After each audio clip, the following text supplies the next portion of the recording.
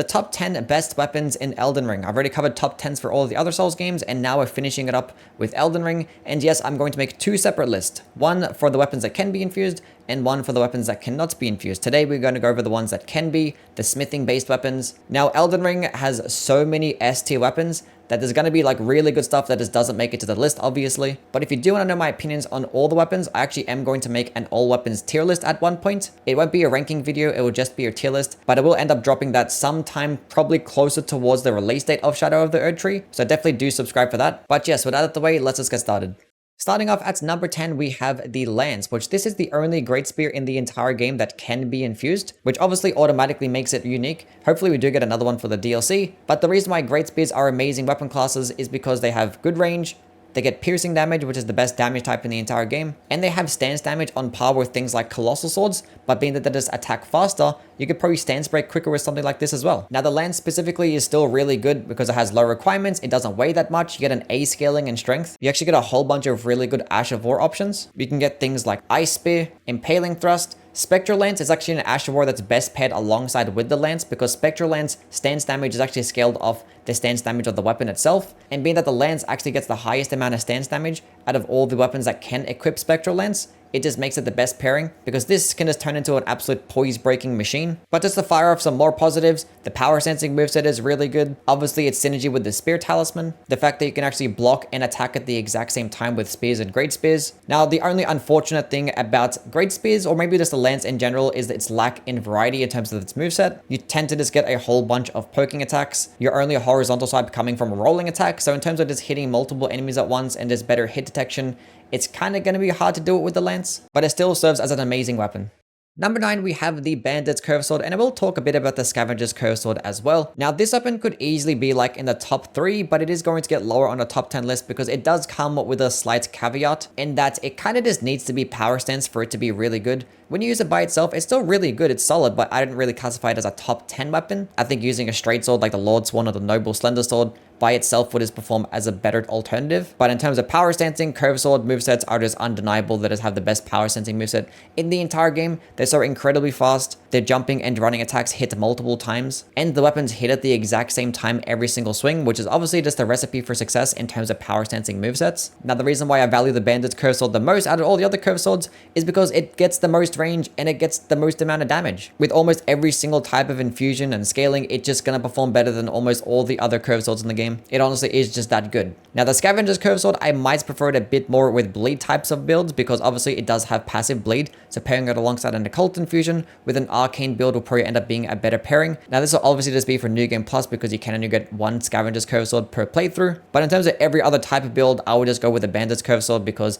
it's just going to output way more damage and have more range. And the fact that you can just like power stance, do this much damage for not much stat investment as well. Curved Swords don't really have high requirements, they don't weigh that much, but they can just still just do stupid damage. This paired alongside the multi-hit talismans, the Claw Talisman, the Thorny Cracks tier, and you have yourself an absolutely insane build to spam jumping and running attacks. Now, the only downside I could say about Curved Swords is that they don't really get like poking attacks at all, and their Ash of War options aren't going to be as good as something like straight swords, but their power sensing potential just makes them better in my opinion.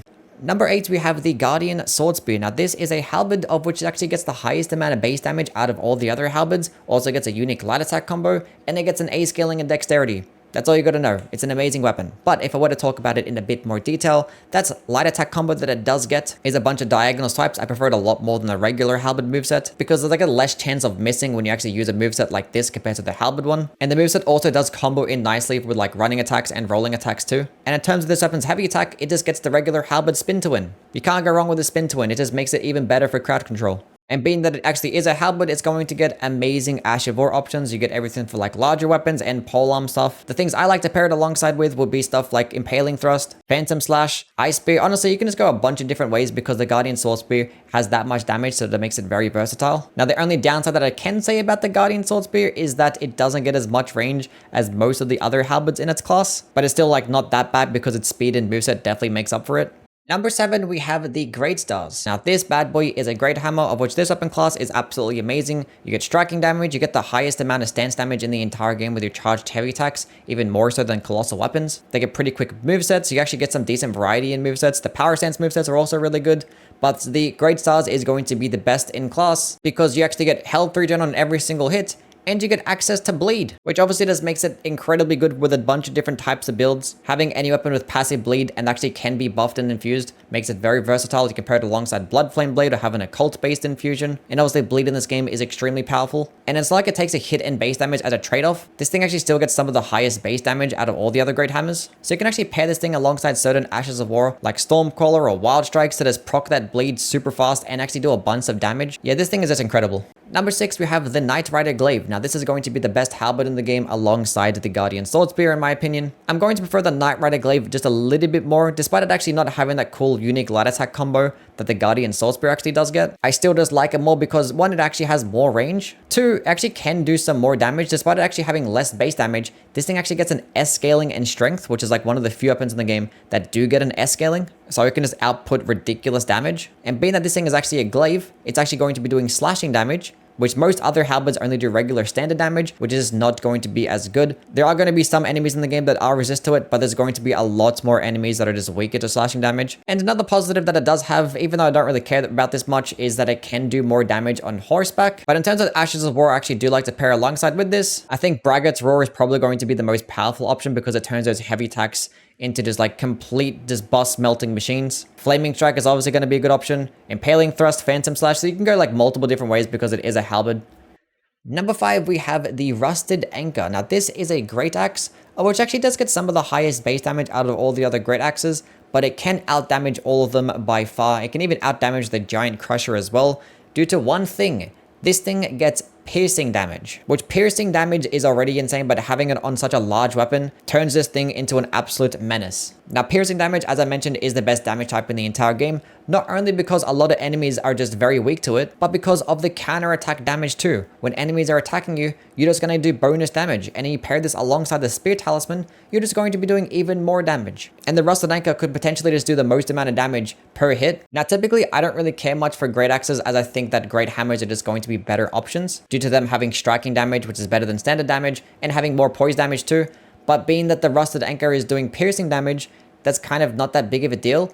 And great axes also does get the exact same good moveset that the great hammers get, but they actually get more Ash of War options. You can equip things like Sword Dance on this thing. Me personally, I just like using Wild Strikes because this Ash of War just gets really good hyper armor, constant quick attacks, and you can just trade out, and you'll most likely end up winning that trade more times than not due to its very high damage and that piercing damage. So if you haven't used the Rusted Anchor, I definitely recommend that you do. You can get it very early on, just pick it up. It looks really cool too. Throw on something like Wild Strikes or Flaming Strike, and you'll have yourself a fantastic time.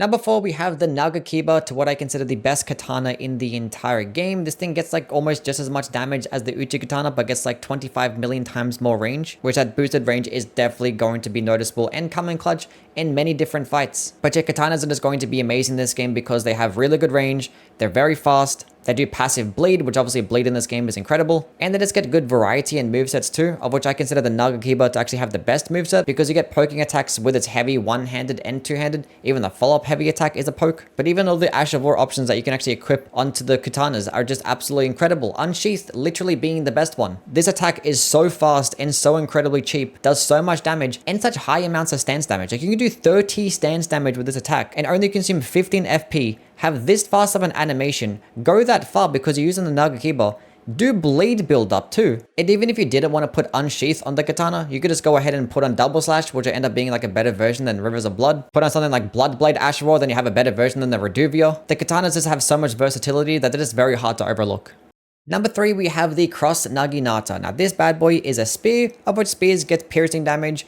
I ain't gonna talk about why piercing damage is amazing, I already mentioned it multiple times, but typically the downside with spears is going to be the variety. It doesn't really get much outside of poking attacks, but the Cross Naginata is like, you know what? No, we're not going to be doing that today. Not only are we going to get poking attacks, we're going to get vertical and horizontal swipes too, just to make the variety and the crowd control potential just really good. But not only do they just get the best moveset, they also get some of the most range out of all the other spears. They also get tied for the most amount of damage. They also get slashing damage alongside the piercing damage. And just for good measure, it gets bleed as well, because why not? So yeah, just for all those reasons alone, you understand why it's going to be in the top 3. But like the best thing about this is that it's actually a spear. So therefore it's a polearm, it gets amazing Ash of War options. You can get things like Impaling Thrust, You can have Spectral Lance, which obviously this scales off Arcane, and you can go into an Occult Infusion, get some high amounts of bleed, and get a good range projectile too. You could even use things like Double Slash or a Spinning Weapon to just do a bunch of damage, or you could just not use any type of an Asher War, and you could just Power Stance Spears, of which Power Stancing Spears is probably just going to be the most insane thing of all time, because you just cover so much distance,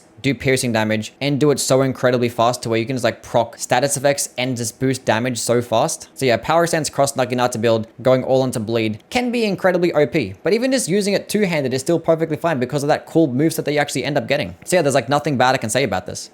Number 2, we have the Star Fist, which this is probably going to be the most broken weapon on this list. And the only reason why it's not going to get number 1 is because it's not that user-friendly, its range is completely trash, and its lack of Asher War options can be a problem too. So if you're like you're a brand new player, you're probably going to hate this thing because you're just going to miss a whole bunch, which is like the only reason why it's just not going to get number 1. Because this thing's damage and stance breaking potential is just through the roof. It's probably like the 2nd or 3rd best weapon at stance breaking, and it's only like a fist, and it's going to be one of the easiest weapons to do it as well because you have such a fast attack. Now yes, this is going to be a fist-based weapon, so two-handing it is going to do a power stancing combo, which obviously just having power stancing with this two-handing is going to be incredible because you don't have to level up 2 different weapons. You can just level up the one, not going to consume much stamina either. Its light attack combos are going to come out really quickly, so you can actually pair this alongside the multi-hit talismans. But the reason as to why the Star Fist is going to be the best one is because of its unique heavy attack, which is basically the same as the Iron Balls. The Starfish is just going to be better because it just gets more damage and it gets bleed, as I'll talk about. But these heavy attacks come out so fast. Like this is a charged heavy attack. This is not just a regular heavy. This is fully charged heavy attack. So this paired alongside the Axe Talisman, Spiked Cracked Tier, is just going to be doing such stupid amounts of damage. But the Starfish gets 33 stance damage with a heavy attack, which to put that into context, that's just as much as an Axe, a Twin Blade, a Katana.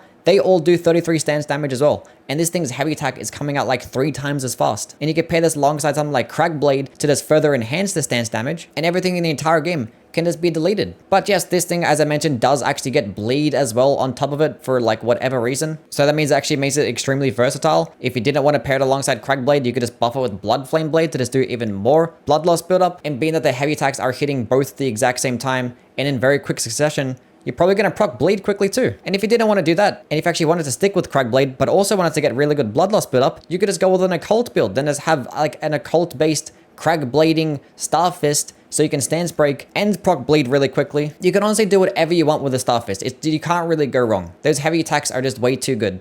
Number 1, we have the Great Sword. Now this, I don't think it's going to perform as good as like the Star Fist in terms of its like DPS and stance breaking potential, but when it comes to ease of use, I don't think there's anything that doesn't require as much skill as this bad boy. Starting off with the fact that this is a colossal sword, so it's going to have a very solid moveset. You get good horizontal swipes, you're going to have some very nice range, and you're going to have access to poking attacks with the crouching and the rolling attack. Now what makes the Great Sword especially stupid is that this thing gets the most amount of range out of the entire class, and it also gets the highest amount of damage, and it's not even close. It gets stupidly large amounts of damage. And you combine that with the fact that the requirements aren't even that high. You can get it right at the beginning of the game, and it's a colossal sword, so you can pair it alongside things like Lion's Claw, and you can just spam this button, get infinite hyper armor. You're never going to get staggered out of it. You do 40 stance damage per hit. You don't really need anything else. You can just click this the entire time. You could also use Giant Hunt for a very similar effect. If you want a projectile option, you could use Vacuum Slice. Like, it doesn't really matter what you do.